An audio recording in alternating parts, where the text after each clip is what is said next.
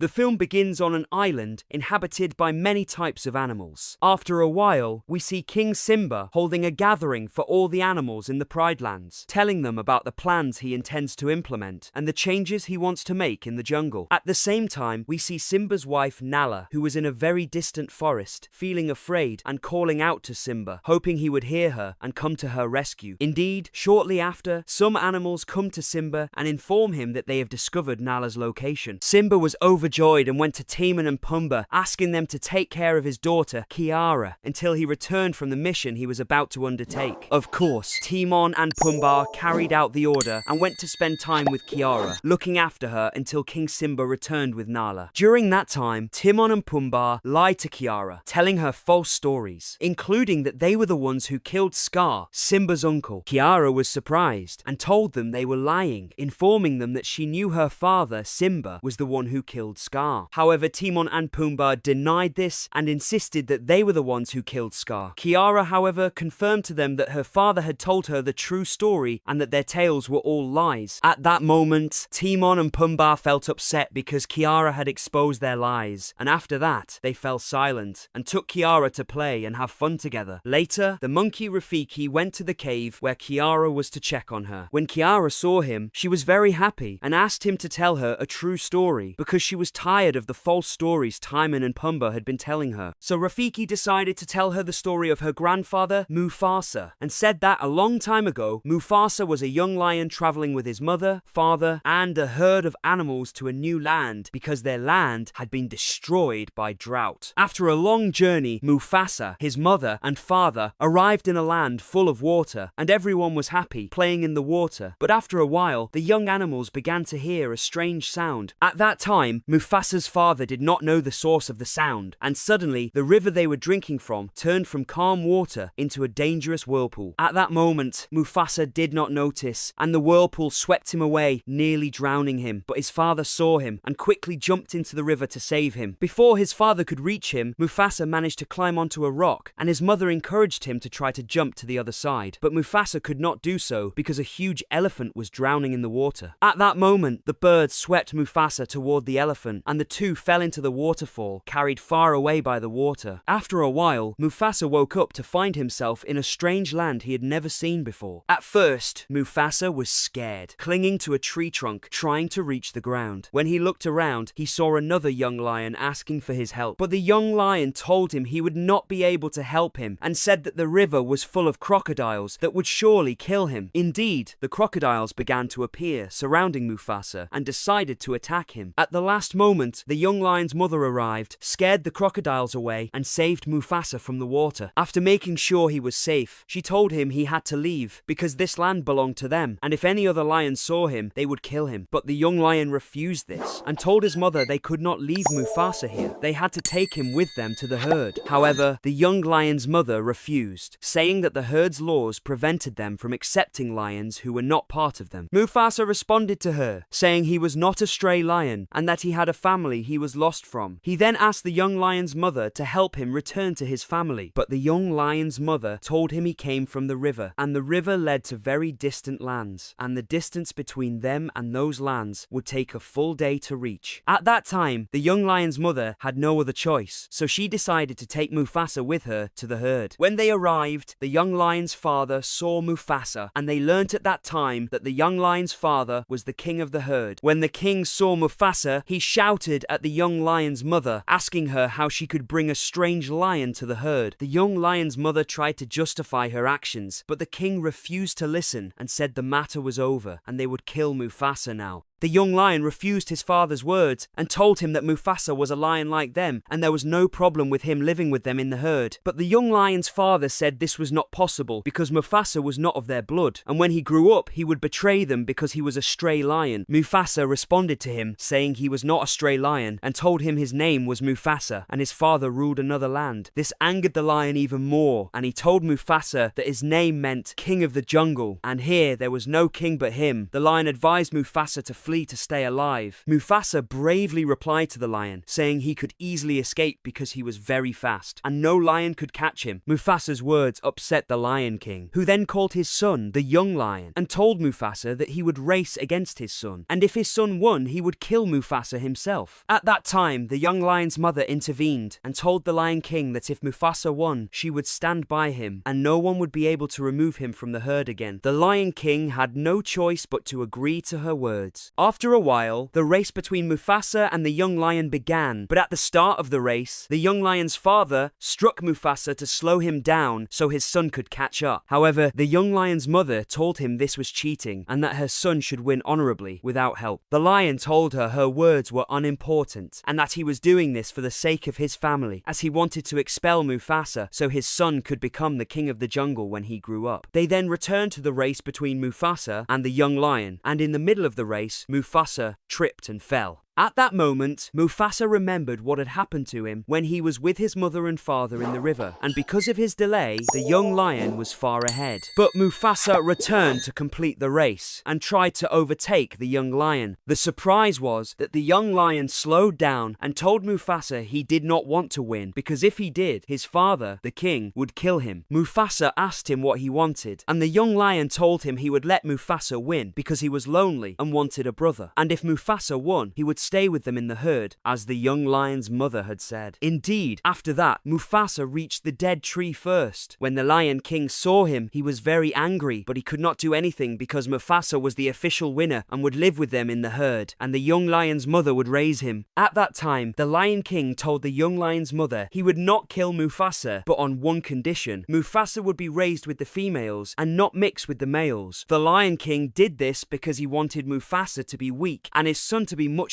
stronger than him to become king after him. Mufasa grew up and became a strong lion, and after many years, one day, the young lion, his mother, and Mufasa went hunting when they were attacked by strange lions from another herd. The young lion and his mother were very scared because these lions only lived in the mountains, were white, and were very large. Out of fear, the young lion ran away, leaving his mother and Mufasa behind. When the lions surrounded the young lion's mother, Mufasa bravely attacked and killed one of them. When the herd of lions saw Mufasa's strength, they all fled in fear. When things calmed down, Mufasa carried the young lion's mother and returned to the herd. When the herd's king asked what had happened, the young lion's mother told him Mufasa had saved her from death. Mufasa told the king it was the first time he had seen such lions in his life. The king then asked the young lion about these lions. Mufasa told him their herd was large and they were surely close by and would attack soon. The king replied, saying his words were untrue and he could not know when they would attack. Mufasa responded by asking the king to send a spy from the herd to confirm the truth of his words. Indeed, the spy went and confirmed that the white lions were a very large herd. At that time, they saw the king of the white lions killing the lion who had failed to kill Mufasa, and learned that the lion Mufasa had killed was the son of the white lion's king. When the spy learned all this, he quickly returned to the king and told him Mufasa's words were true. He also told him that the lion Mufasa had killed was the son of the white lion's king, and that the king would not rest until he avenged them all for what Mufasa had done. When the king asked the spy about the size of the lions, he told him they were very large and numerous. The king became even more afraid and told the spy he would think of a solution to deal with the white lions. The next day, the young lion's mother and the king began preparing to receive the white lions, but unfortunately, the young lion's mother knew the entire herd would die. At that time, the young lion's mother took Mufasa and the young lion and told them they had to flee to a distant land and start a new life there. Mufasa replied, saying he would not leave them in this situation and had to fight with them. But the young lion's mother became angry and told Mufasa this was not his land, nor were they his family, and to return to his real family, he had to continue walking toward the sun, and after a while, he would reach his land where his real mother and father were. The young lion's mother shouted at Mufasa to protect him from danger, because if the white lions came, they would kill them all. Indeed, Mufasa finally agreed and took the young lion, beginning their journey to reach the Pride Lands, where his family was. But after a few days, Mufasa and the young lion were surprised by the the white lions chasing them. Mufasa realized the white lions had killed the entire herd and were now chasing him and the young lion for revenge. After a long chase, the white lions managed to catch Mufasa and the young lion. But before they attacked, Mufasa told them the young lion was innocent and that he was the one who had killed the lion, and if they wanted revenge, they should kill him. But the king of the white lions refused Mufasa's words and told him his son had died, and in return for his son's death, they would kill both of them. Mufasa tried to save the young lion by taking him and jumping into the river, and because of the water, they drifted far from the white lions. When Mufasa and the young lion emerged from the river, they found themselves in a new land and saw animals they had never seen before. At that time, Mufasa saw a monkey approaching him and realized it was Rafiki. When Rafiki asked Mufasa where he was going, Mufasa told him he was heading to the Pride Lands, his family's land. Rafiki then offered to go with Mufasa. Indeed, Mufasa, Rafiki, and the young lion began a new journey to reach. After a while, they arrived in the land full of animals, and Mufasa asked them to join him to continue the journey together. But later, the white lions managed to reach Mufasa. This time, however, Mufasa decided not to run away, as he always had, and told the young lion they had to attack and defeat them because they could not run forever. The young lion told him they were only two, while the others were a whole herd, and they would surely kill them. Mufasa tried to reassure him, saying he would try to convince the elephants to fight with them against the white lions. But when he did, all the elephants refused, and no one agreed to help. So Mufasa, the young lion, and Rafiki decided to flee, taking with them a lioness named Sarabi, whom Mufasa loved and had decided to marry when he reached his land. After a while, winter came, and the land turned to snow. One day, the young lion went hunting, but the white lions managed to reach him. At that time, the king of the white lions decided to take advantage of the opportunity and told the young lion that everything that had happened was because of Mufasa, who had killed his son. In return, he said he had killed the young lion's entire family. Indeed, the king of the white lions managed to convince the young lion and made a deal with him. The young lion would hand over Mufasa, and in return, they would not kill the young lion and would allow him to join their herd. The young lion agreed without hesitation. The king of the white lions promised to hand over Mufasa. After that, the young lion returned to the cave where Mufasa was hiding. Mufasa asked him why he was late, and the young lion lied, saying he had been trying to hunt something for them to eat. Mufasa believed him. The next day, they woke up early to continue their journey to the Pride Lands. But unfortunately, the young lion had been leaving marks on the rocks, so the white lions could easily find them. After a few days, Mufasa was surprised to find the white lions surrounding them. Mufasa asked the herd's king how they had found them, and the king told him the young lion had betrayed him and revealed his location, fulfilling their agreement. The young lion was now one of them. Mufasa was shocked by what he heard and said to the young lion, "How could you betray me? We are brothers." The young lion replied, saying his family and herd had died because of him, and now he had to die as his herd had. Before Mufasa could respond, the king of the white lions attacked him, striking him viciously. When Mufasa thought the king would kill him, he was surprised when the king of the white lions told him he would not kill him, but would chase him forever to make him live in fear until he died. Mufasa seized the opportunity and quickly escaped. After that, Mufasa decided to seek help from animals in a strange land, but they initially refused. Mufasa convinced them that if the white lions won today, they would return to kill them all. The buffalo began to understand Mufasa's words and agreed to join him in the battle. When the other animals saw what the buffalo had done, they also decided to help Mufasa and fight with him. The next day, the great battle between the animals and the white lions began. During the battle, we saw the king of the white lions running toward Mufasa to kill him, and a fierce battle ensued between them. In the end, both fell into the river, but fortunately, a large rock fell on the king of the white lions, drowning him. Mufasa managed to get out of the river, thus escaping the king of the white lions who had wanted to kill him. All the animals were proud and happy because they had won the battle against the white lions. From that time on, the animals were safe because they had a strong and brave king to protect them. But suddenly, while they were celebrating, Mufasa found his mother in front of him. At first, she did not recognize him and addressed him as the king, telling him she had once had a son named Mufasa, but he had fallen into the river and she had not heard from him since. Mufasa surprised her and told her he was her son. After they greeted each other, Mufasa asked about his father, and his mother told him his father had died some time ago, and since then the herd had no king. Mufasa reassured her, saying everything would change from now on, but the surprise came when he looked around and saw the young lion injured in his eyes because the remaining white lions had decided to take revenge on him after failing to kill Mufasa. The animals refused to accept the young lion and asked Mufasa to banish him, but Mufasa refused, telling telling them the young lion was his brother and they had grown up together. After that, Mufasa went to the young lion and told him he would change his name, informing him that his new name would be Scar. The lion was surprised and asked Mufasa why he was changing. Mufasa told him the new name was related to the injury in his eyes caused by the white lions, and his goal was to remind him of his betrayal, ensure he never forgot what he had done. The young lion agreed to Mufasa's words so he could live with them in the herd, as he had no other place to go. From that day on, his name became Scar. Mufasa ruled the jungle with justice, married Sarabi, and they had Simba, living together as a happy family. And this is the end of the story of the Lion King.